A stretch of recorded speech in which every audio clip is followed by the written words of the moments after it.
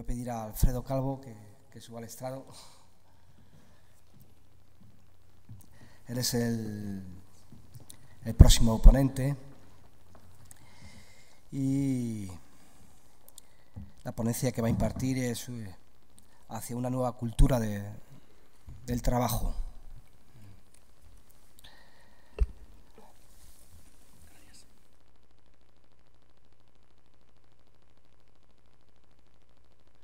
Buenos días.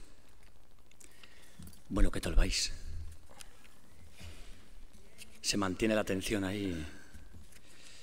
Bueno, yo encantado porque el chikun me encanta y el enfoque que ha dado Juan, que ya no lo veo. Y luego yo me he dedicado 5 años a la docencia y también me ha gustado mucho, por lo menos, el enfoque. Y además soy de Zaragoza, fíjate. O sea que... de momento para mí va muy bien la cosa, ¿eh?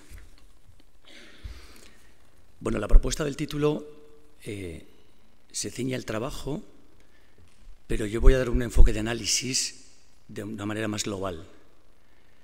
Trabajo en una organización no gubernamental de índole estatal que nos dedicamos básicamente a trabajar todo lo que es sensibilización e incidencia, y desde ahí partimos de un constante análisis de en qué medida nuestras condiciones sociales y económicas han perdido los elementos de la relación de ayuda que nos posibilitan construirnos como sociedad. Entonces, un poquito en este análisis global voy a extender buena parte de la propuesta. La segunda parte iré a comentar qué está sucediendo a día de hoy que suponen sugerencias positivas, interesantes, en propuestas de cambio. Entonces, en este análisis seguro que vamos a estar en casi todo de acuerdo. Si en algo no estáis de acuerdo, levantad la mano, ¿vale? Porque seguro que ahí elaboramos un rico, aunque intenso, debate en 2 minutitos o así, o sin irnos mucho, ¿no? Bueno, yo para empezar quería lanzaros una pregunta. ¿Qué creéis, a vuestro criterio, que fundamenta el progreso? Nosotros partimos de una idea, y es que nuestro concepto de desarrollo es un concepto que se ha empobrecido, es decir, ha perdido las condiciones de viabilidad. Para vosotros, ¿cuál es el fundamento del progreso? ¿Qué fundamenta el progreso? Os dejo pensarlo unos segundos.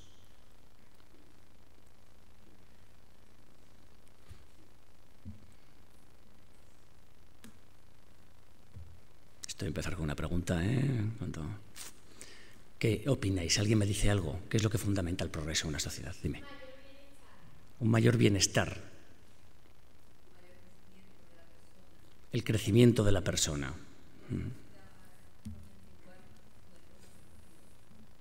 De modo colectivo, muy bien. La satisfacción de necesidades, diríamos básicas, elementales. ¿Qué más?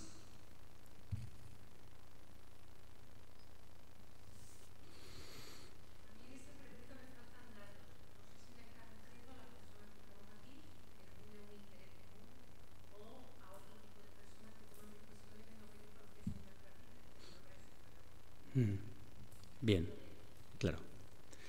Bueno, como ciudadanía, ¿no? Efectivamente, aquí estamos en un grupo con un interés compartido, pero como ciudadanía, ¿qué está fundamentando nuestro progreso, ¿no? Como sociedad, ¿no?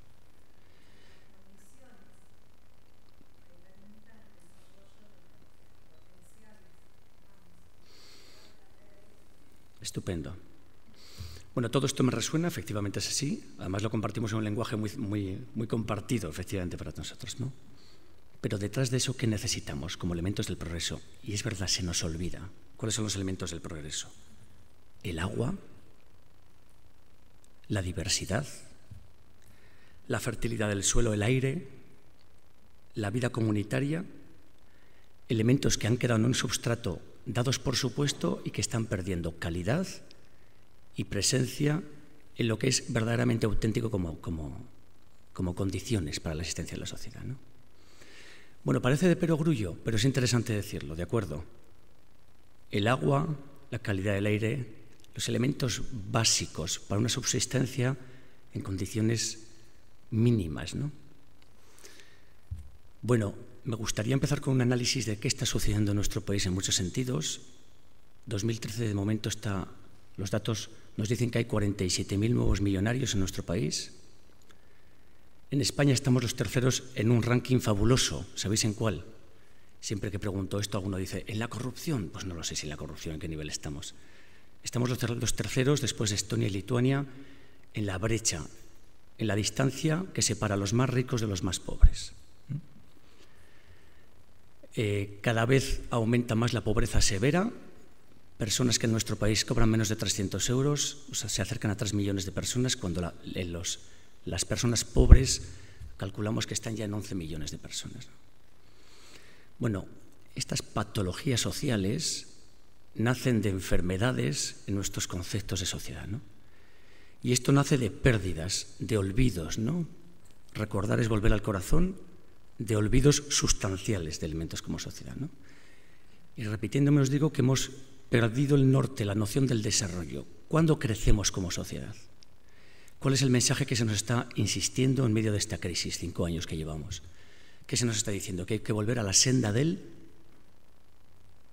Escucháis poco a los políticos, ¿eh? No se os ha quedado esta frase.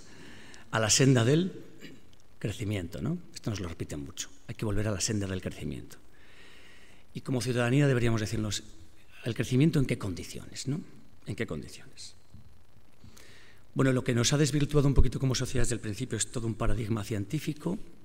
Desde Descartes y Bacon ya se nos ha convencido que el conocimiento y la transformación de la naturaleza van unidos y que todo aquello que es útil para el ser humano se puede convertir en objeto económico.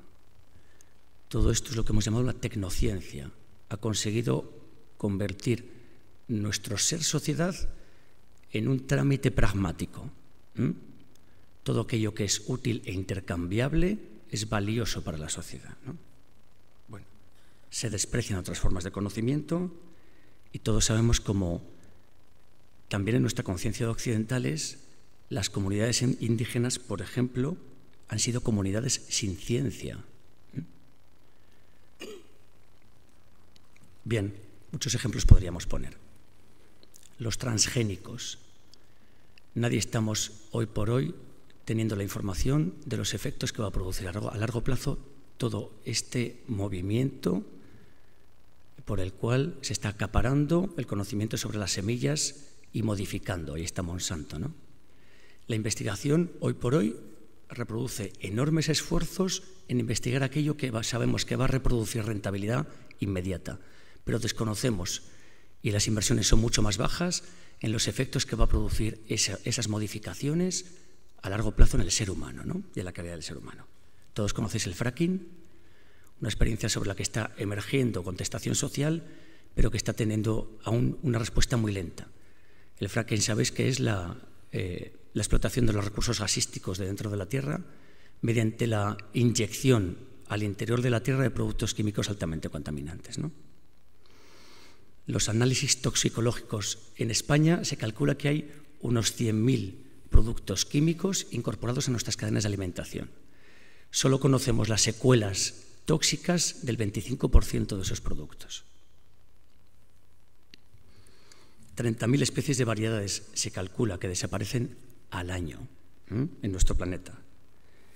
El problema de este modelo de modificación de las cadenas genéticas, Monsanto, el problema está en que desprecia algo importantísimo, la complejísima red de interrelaciones sistémicas sobre la que se ha reproducido la naturaleza, ¿no?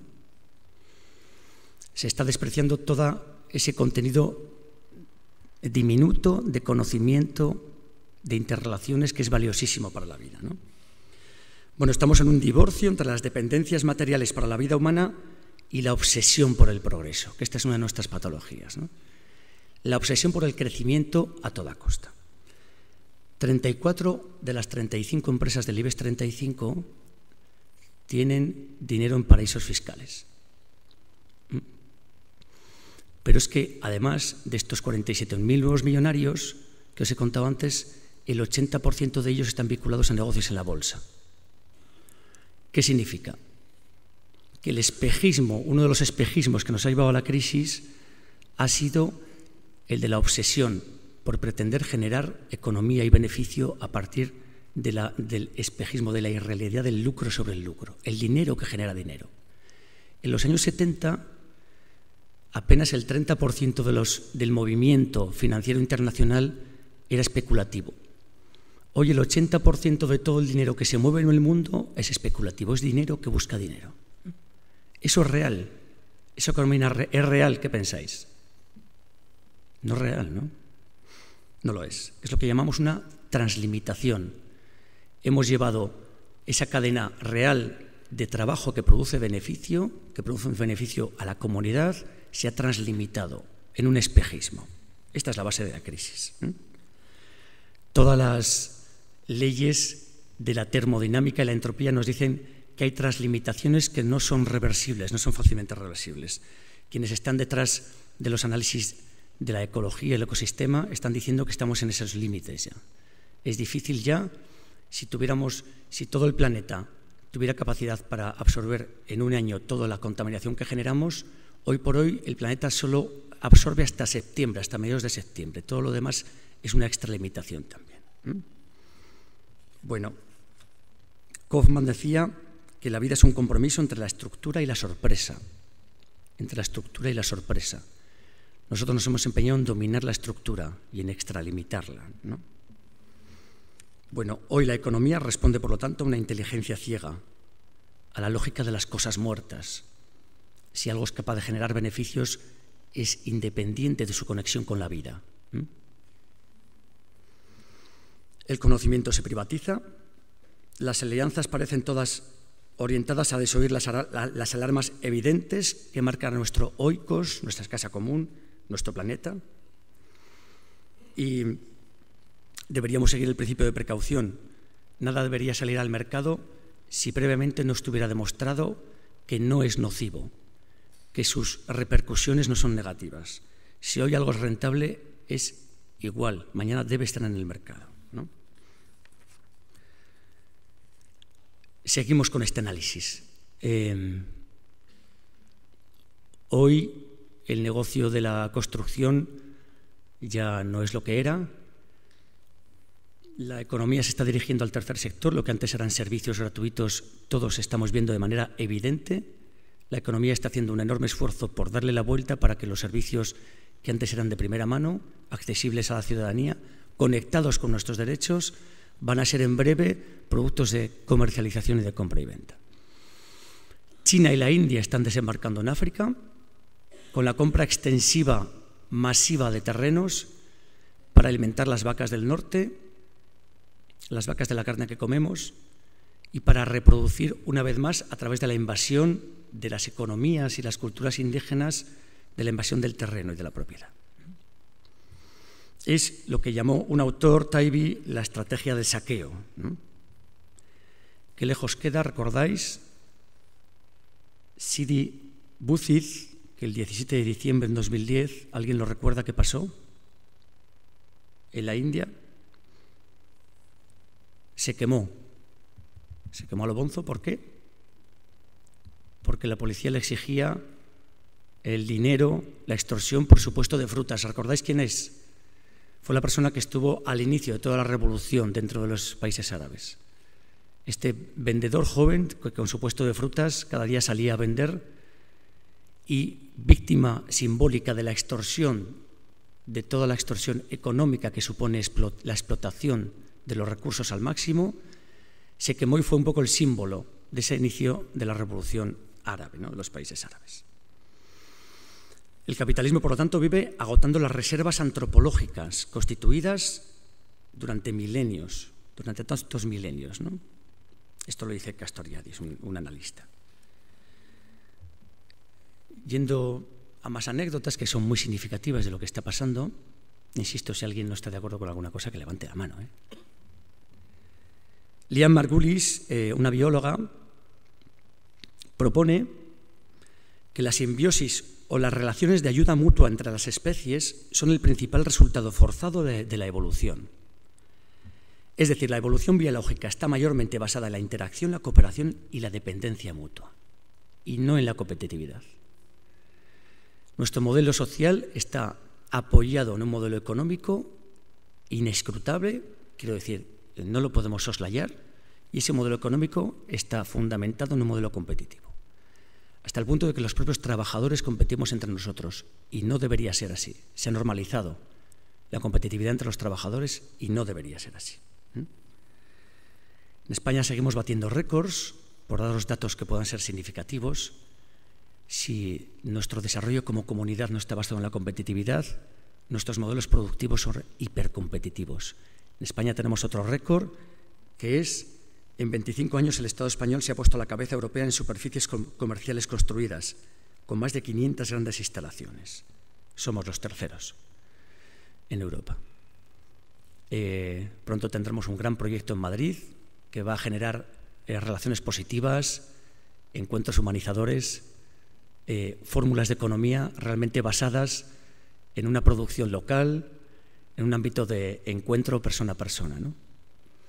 Bueno, este es el gran cambio, el gran paradigma que tenemos que modificar. La economía hoy está estructurando nuestros modelos de relación social y, por lo tanto, nuestra visión crítica tiene que estar, nuestra visión de denuncia tiene que estar orientada a la economía. Es así. Nuestra solución también está conectada con la economía como consumidores, lo veremos un poquito más tarde, ¿no? Bueno, simplemente daros otra pista de análisis, que es en qué está basado nuestra medición del crecimiento. Insisto en que nuestro gran sueño, nuestro gran paradigma sigue siendo crecer ante todo. El crecimiento genera mejora de las condiciones de vida, del bienestar. Esas mejoras conducen al incremento del empleo. Tenemos una especie de fórmula metida que tendríamos que poner bastante en duda. Luego la pondremos, ¿no? Y una de ellas es la medición. ¿Cómo medimos la riqueza de un país? A través de la medición del Producto Interior Bruto, ¿verdad? Bueno, pues es una de las mediciones más brutas que hay, porque cualquier comparación que hagamos vais a verlo bien. Cualquier cosa que rompa con las condiciones básicas para el progreso que hemos dicho antes, genera crecimiento. Si contaminamos un río, crece el Producto Interior Bruto. ¿Por qué? Porque hay que montar una embotelladora, generamos empleo, ¿no? Bueno, podríamos poner miles de ejemplos como este, ¿no? Al desvincular el crecimiento del factor tierra, estamos en un engaño absoluto. El crecimiento está desconectado de los elementos sustanciales para el crecimiento y el progreso de la vida. Y seguimos midiendo el crecimiento de una sociedad por ese indicador tan devastador como es el Producto Interior Bruto, ¿no? La paradoja es que si un bien es de todas las personas, si es comunitario, no cuenta para el Producto Interior Bruto. En el momento en que se privatiza, sí, genera beneficios y cuenta para el Producto Interior Bruto. El agua contaminada, un bosque quemado, el miedo y la inseguridad. Uno de los negocios que no ha decrecido en medio de la crisis ha sido todas las empresas de seguridad. El descuido y el despilfarro. Todos os suena ya lo que es la obsolescencia programada, ¿verdad? La soledad. El mercado induce a la pobreza relacional. Si tú estás solo, estás mucho más propenso al consumo. Si tenemos nuestras necesidades insatisfechas, el mercado genera y reproduce más y nuevas necesidades constantemente. La fealdad inducida.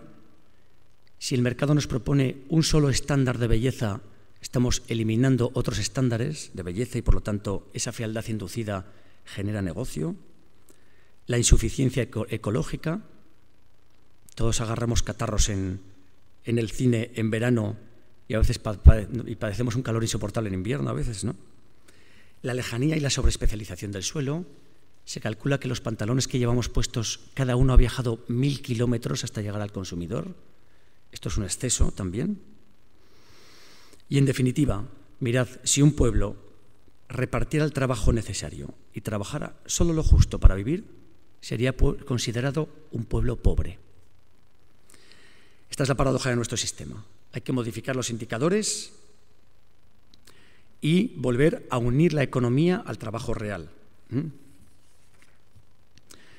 Los trabajos han sido parte de esta cadena de víctimas del modelo económico en el cual trabajamos para producir, producimos para consumir, muy bien, consumimos para...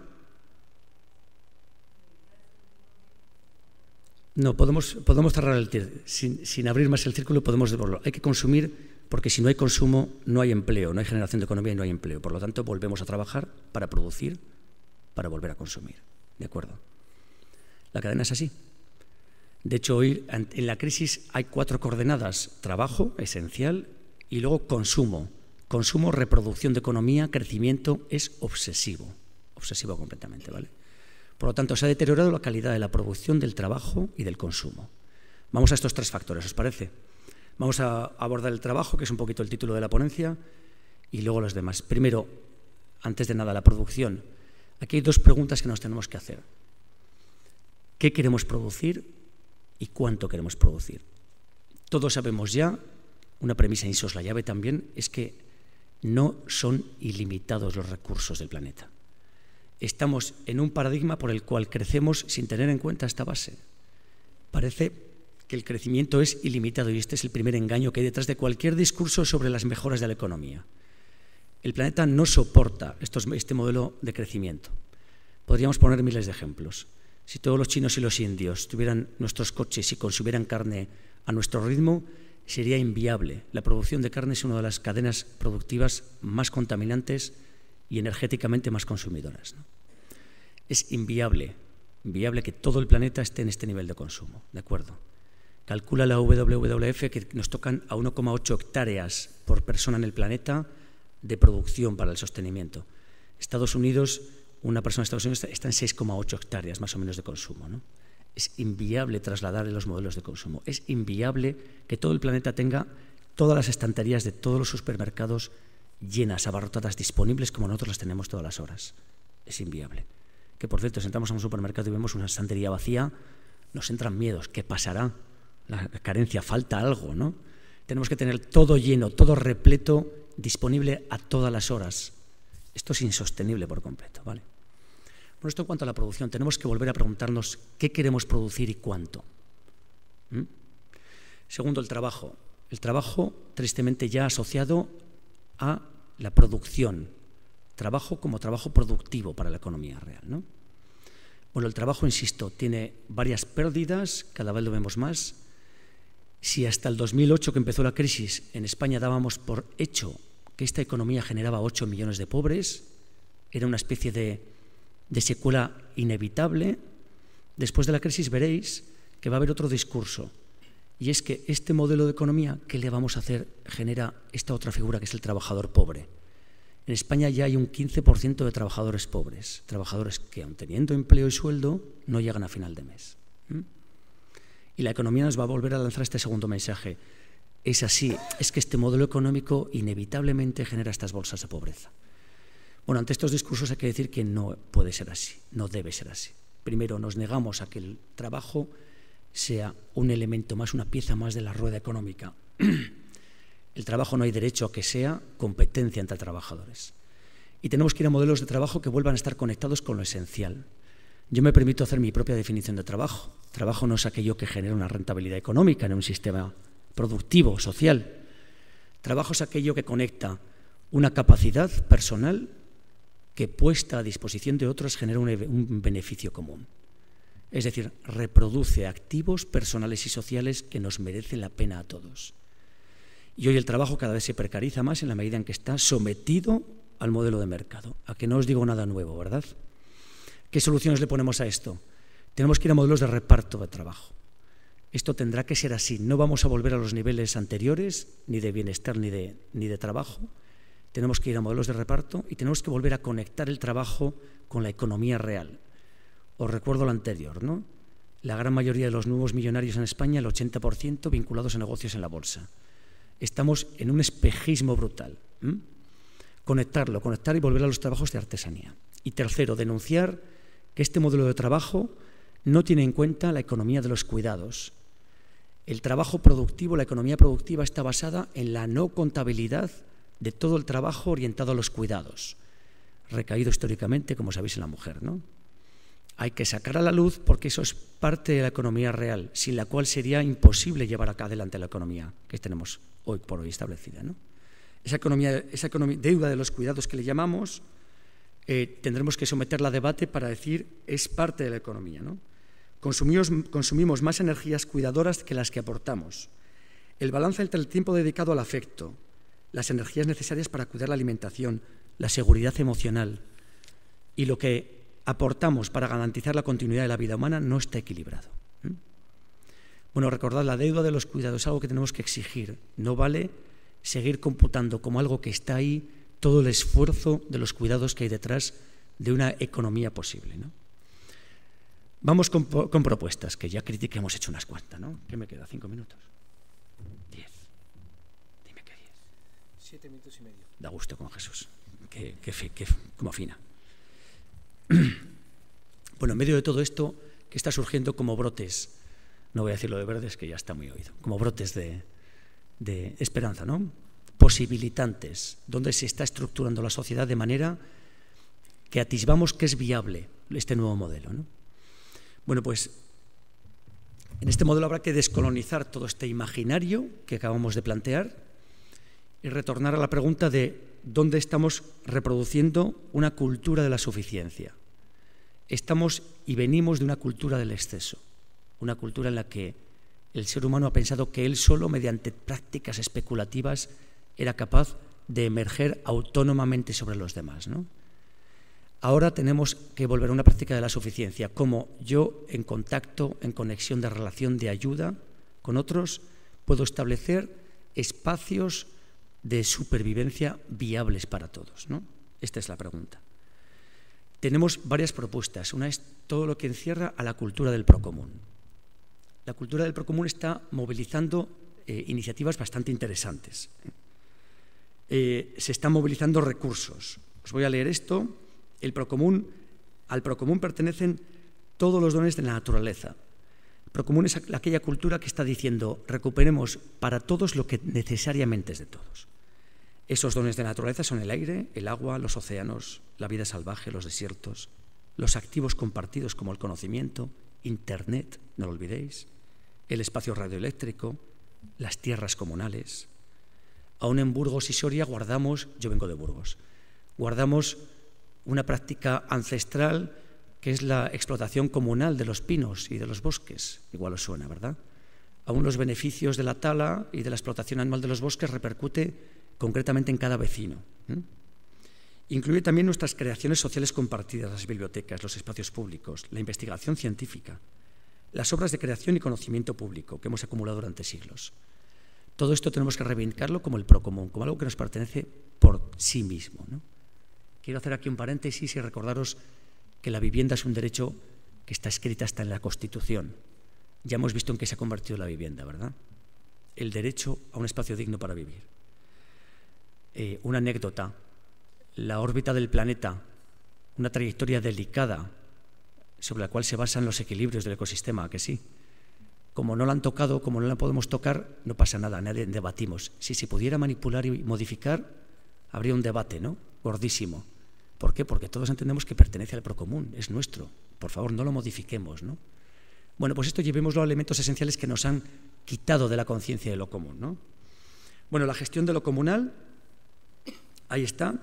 Hay una defensa que tenemos que hacer que es emergente, que no se nos olvide que es todo lo que tiene que ver con el conocimiento del material genético y el plasma de semillas. Se nos está robando un conocimiento que nos pertenece, nos ha pertenecido históricamente, comunitariamente, se nos está robando limpiamente y de verdad ahí hay un destrozo a futuro sociológico brutal, ¿de acuerdo? Pero volviendo a lo positivo. Vamos a hacer varias propuestas y una de ellas es esta, el procomún, y hay muchas de ellas, iniciativas. En el mundo del intercambio del conocimiento a nivel informático hay estrategias y propuestas muy interesantes. Todo lo que es el conocimiento compartido, que se llama la lógica P2P, en la cual ya ordenadores puestos en red definen que todo lo que poseen es compartido. El objetivo no es la posibilidad de poseer algo, sino la posibilidad de ser compartido y acrecentado en el compartir. ¿De acuerdo? Estas lógicas de conocimiento, que tienen que ver también con los Fab Labs, no sé si los habéis oído, son modelos productivos que se ciñen a lo local y evitan todo eso que energéticamente es tan consumidor, tan insostenible como son los grandes estocajes y la distribución en largas distancias. Los Fab Labs consisten en descentralizar los modelos, las fábricas, por así decirlo, y hacer puntos de fabricación que permiten mayor cercanía a los lugares de consumo y, por lo tanto, nos permiten hablar de esta palabra que se está poniendo de moda, que son los prosumidores. Promotores, productores y consumidores puestos en contacto para evitar largas distancias y para evitar modelos productivos de altos estándares que son energéticamente insostenibles, ¿no? Hablamos también de elementos como los que propone Christian Felber. ¿Recordáis la propuesta que ha hecho de la economía del bien común? Os recomiendo que lo pongáis en YouTube y veáis alguno de estos vídeos.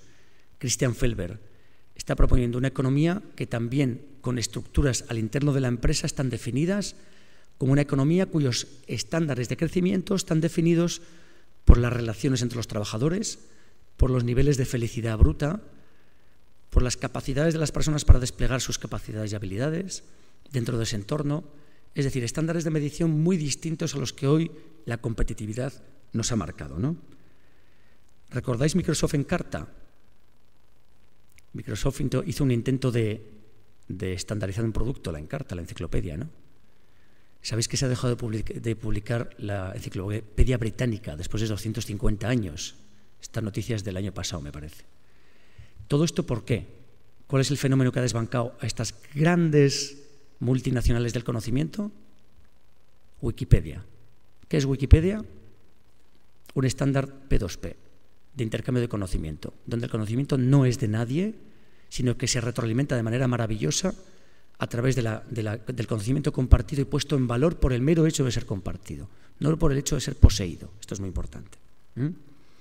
Bueno, insisto, consultad la propuesta que hace Christian Felber, un catedrático de la Universidad Suiza, si no me equivoco, donde está diciendo que es posible medir la economía mediante estándares de confianza, honestidad, responsabilidad, cooperación, solidaridad. Bueno, y ahí están todos los movimientos de transición. Habría muchos más ejemplos. Interbac, desde el año 53, con esa propuesta de compartir las casas, ¿no? Por último, deciros que hoy es un modelo real, todo lo que tiene que ver con el comercio justo. Comercio justo es un estándar certificado a nivel internacional desde hace décadas, por el cual se confirma que un producto comprado directamente a productores con los cuales se ha llegado a un acuerdo, por el cual cobran adecuadamente un salario, ese producto estamos adquiriéndolo en condiciones éticas. Y segundo, la banca ética.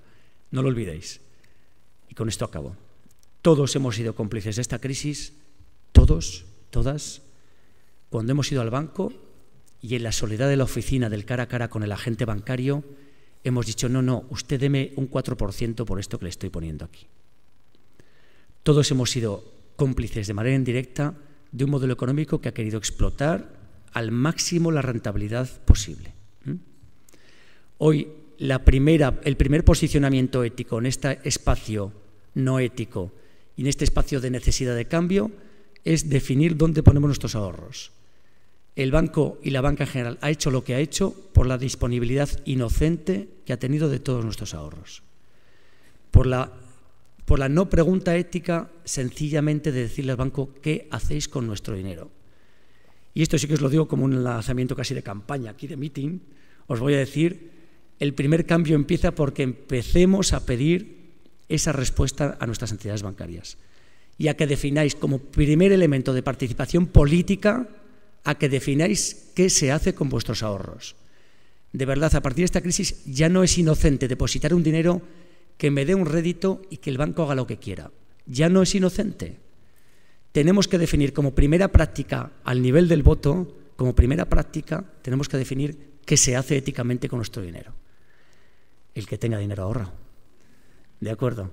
Para eso está la banca ética, existe, es una apuesta real. Os recomiendo la banca Fiare, y dentro de Triodos y Fiare en España son dos propuestas muy interesantes.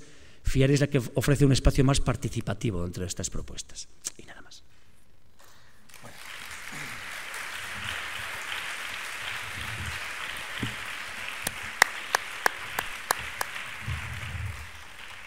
Gracias, Alfredo.